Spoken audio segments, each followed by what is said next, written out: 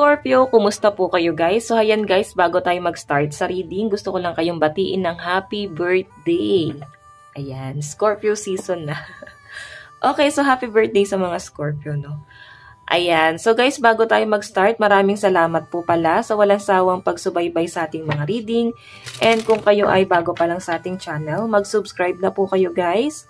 And i-click mo na rin yung ating notification bell para lagi kang updated sa ating mga bagong upload.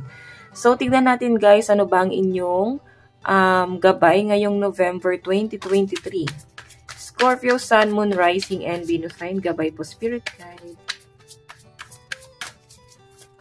Scorpio, Sun, Moon, Rising, and Venus sign. Gabay po, Spirit Guide. So guys, meron tayong High Priestess. Wow! Napaka-fierce ng energy mo ngayong November, no? Nandun ka sa point na malungkot ka. Yes, malungkot ka, nagiging emotional ka. Pero parang wala naman sa lugar itong pagiging emotional mo kasi maaaring ikaw lang yung nagbabalik sa sarili mo doon. Okay? Sa pagka-lugmok. So, past trauma, maaaring bumabalik sa'yo or naiisip mo. Scorpio, sa nakakita ko dito, okay yung energy mo. Ang hindi lang okay dito guys, kung paano ka mag-isip. Kasi, bumabalik ka sa mga past trauma mo. Tignan natin, nalulungkot ang mga Scorpio. Meron tayong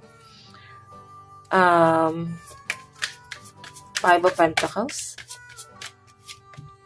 Meron tayong Death.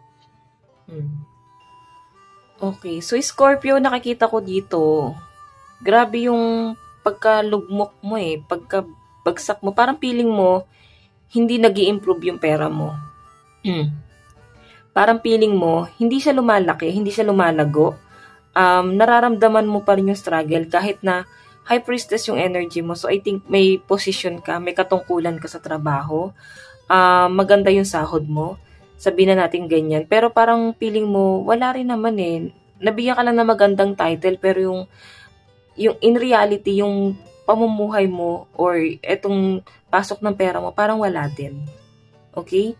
So, sa nakikita ko dito guys, may death and rebirth. Ayan. Dumadating sa point na yung iba sa inyo, parang nasusurvive na lang. Yung tipong makasurvive na lang ngayon at bukas. Yun na lang din yung pinagtutuunan ng pansin ng mga Scorpio. Yung makasurvive araw-araw. Kasi ito guys, kahirapan sa pera. So, maaaring dadanas or dumadanas ka niyan ngayon. Tignan natin ngayong November kung ma-overcome mo yung mga pinagdadaanan mo sa pera. Ngayon kasi guys, yung focus mo is yung pera eh.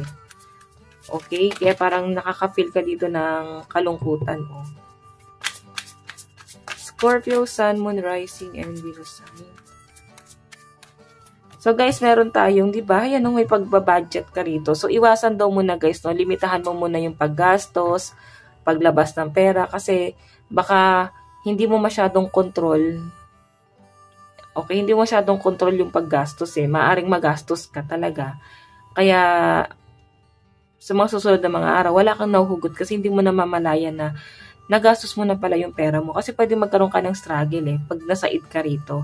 So, hanggat maaari at meron kang hinuhugot dito guys, i-budget mo, no? Kasi may nakita ko na magbabudget ka rito. Tignan natin. Meron tayong, okay, so may tulong naman daw po na paparating sa mga Scorpio. Yun nga lang guys, siguro ayaw mong humingi talaga ng tulong sa ibang tao. Mas gusto mo na nagsusumikap ka sa sarili mo.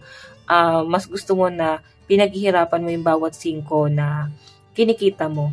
So, may nakikita ko dito guys na i-stuck ka sa isang bagay. Maring ikaw ay na-involve sa third party. So, I think babalik siya ngayong November, no? Kung sino man tong past person na nanakit sa'yo, babalikan ka niya. And meron siyang gustong i-offer sa'yo. Pwedeng gusto niya makipagbalikan, gusto niya maayos ulit yung connection nyo. Sabihin natin, yes, mahal mo pa kasi na-stuck ka dito. Pero, hindi mawala sa isip mo yung third party. Na para bang yung ginawa niya eh. Masakit para sa yung ginawa niya. And, alam mo, hindi lang ito eh.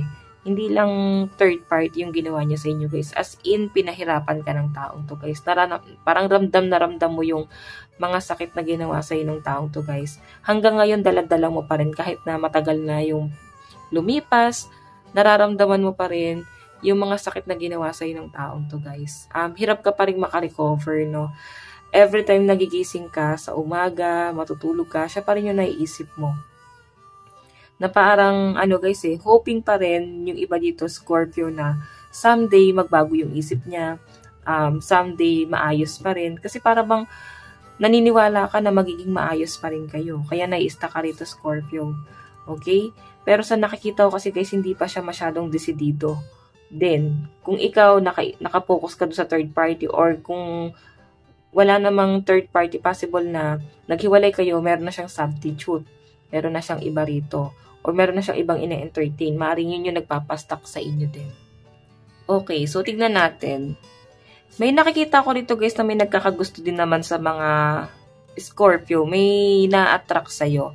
Pero nakikitaan mo siya na para bang ang bagal. Meron kang inaantay sa kanya na gawin niya or baguhin niya or ayusin niya yung gulo.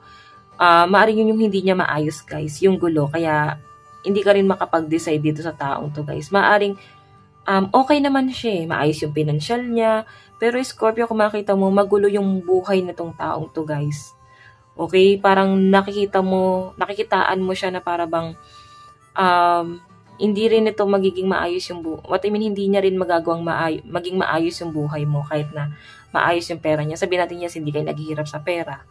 Pero yung stress mo, maaaring ito yung dadalhin mo. Yung stress na pwedeng idulot sa'yo ng taong to guys. Kasi nga, madami siyang pinagdadaanan sa buhay. May family problem, may nakakita pa ako dito guys, mga kaso. Na hanggang ngayon guys, parang hindi pa niya naayos. Okay, ano, may kaso rito. Settlement or mga legal issue na inaantay mo na ma-process nitong taon to guys. Okay, tignan natin ang inyong love advice. So guys, malakas ang energy ng mga Capricorn, Taurus, and Virgo. Aquarius, Aquarius, Gemini, and Libra, Cancer, Pisces, and Scorpio. So, tignan natin. Love advice. Love advice. Meron tayong honor. Honor your loved one and you will be honor your loved one and you will notice your relationship becoming stronger. So, kung pahalagahan nyo lang yung isa't isa, guys. Kasi nakakita ko rito, guys, ito yung kulang sa connection nyo. Yung pagpapahalaga. Ikaw marunong ka magpahalaga. Etong person mo. Parang naliligaw pa rin. Hindi pa rin niya mahanap yung right path niya, guys. I think nag-explore tong person mo. Okay? Sa nakikita ko, guys, parang ang focus din ng person mo is yung kanyang financial. Pero, meron din naman siya, guys, magkakaroon din to, guys, ng realization. So, medyo mabagal lang yung energy kasi nandito yung Two of Pentacles. So, mabagal lang siya mag-decide kasi nga, nag-explore pa siya. Okay? Or, nagdadalawang isip pa, nag-aalangan. Tingnan natin ang inyong advice. Meron tayong detoxify. So, iba sa inyo guys, maaari ngayong November, magso-social media detox ka muna. Lalayo ka muna sa mga toxic sa paligid mo. Tingnan natin.